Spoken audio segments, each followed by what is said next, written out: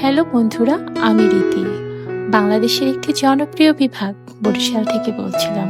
চলে এলাম আমার একটি নতুন দিনের নতুন সকালের গল্প নিয়ে। আজকের সকালটা একটু লেটই হয়েছে।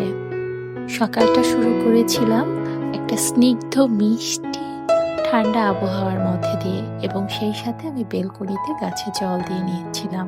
এরপর বেলকনিতে কিছুটা সময় কাটিয়ে চলে আসলাম রান্নাঘরে সকালের নাস্তার পর্বটা নিয়ে। বরাবরই সকালে আমি রাস্তার তেমন কোনো ঝামেলা রাখি না, হালকা পাতলা নিজেদের জন্য তৈরি করে থাকি।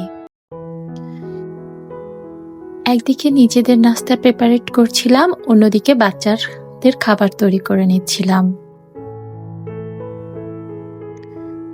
সকালবেলা বরাবরই ওদের খাবার কমপ্লিট করে নাস্তার পর্ব দিয়েই শেষ হয়। এটা শুধু আমার না, সবার বাসারই একই ধাঁচ। কিন্তু যাদের বাসায় বেবি আছে তাদের বাসার ধারণটা একটু আলাদা। তাদের মায়েদের ব্যস্ততাটাও একটু অন্যরকম মনে হয় অন্যান্য বাসার তুলনায়। নাস্তার পর্ব শেষ করে ওরা খেলছে আর আমি একটু হালকা পাতলা কাজ করে নিচ্ছি। এই সকালবেলাটা আমার বড্ড তাড়া থাকে কাজের, কারণ ওদের খাবার পরে ওরা একটু খেলাধুলা করে, সেই ফাঁকে আমি ঘরটা গুছিয়ে নিই। ঘরটা গোছানো হয়ে গেলে মনে হয় অনেকটা কাজ আগিয়ে ফেলেছি। বাচ্চারা যখন মায়ের পিছু পিছু থাকে তখন মনে হয় যে 10 মিনিটের কাজে আধা ঘন্টা হয়, যখন ঘুমিয়ে থাকে দ্বিগুণ কাজ করা যায়। আর এদিকে বাসায় কারেন্ট থাকছে না, প্রচন্ড গরম। এই গরমে বাচ্চারা আরো বেশি বিরক্ত করছে। কি 10 মিনিট কারেন্ট থাকছে, আবার চলে যাচ্ছে। 2 ঘন্টা 3 ঘন্টা পর কারেন্ট আসছে।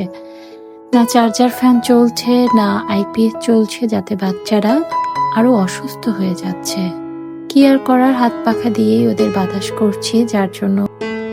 আর এই মাঝে কারেন্ট এসে আমার চার্জার ফ্যানটার তার জ্বলে গেল।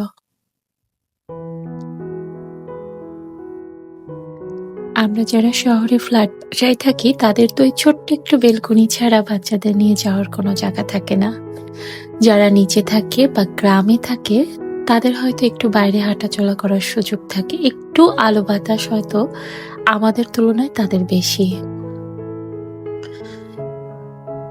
আর এরই মাঝে একজন ঘুমিয়ে পড়েছে, আর এই ফাঁকে আমি রান্নাঘরটা ক্লিন করে নিচ্ছি এবং দুপুরে যে রান্না করব সেগুলো প্রস্তুতি করে রান্নাঘরটা গুছিয়ে চটজলদি স্নান করে আসবো। স্নান করে তারপরে রান্না করব। আর এরই মাঝে বলে রাখি, যদি আমার ভিডিওটি আপনাদের ভালো লেগে থাকে তাহলে অবশ্যই আমার চ্যানেলটি সাবস্ক্রাইব করে আমার পাশে থাকবেন। ভিডিও দেখতে দেখতে যদি আপনাদের ভিডিওর কোনো অংশ ভালো লাগা বা খারাপ লাগা থাকে তাহলে কমেন্ট বক্সে আমাকে জানাতে পারেন।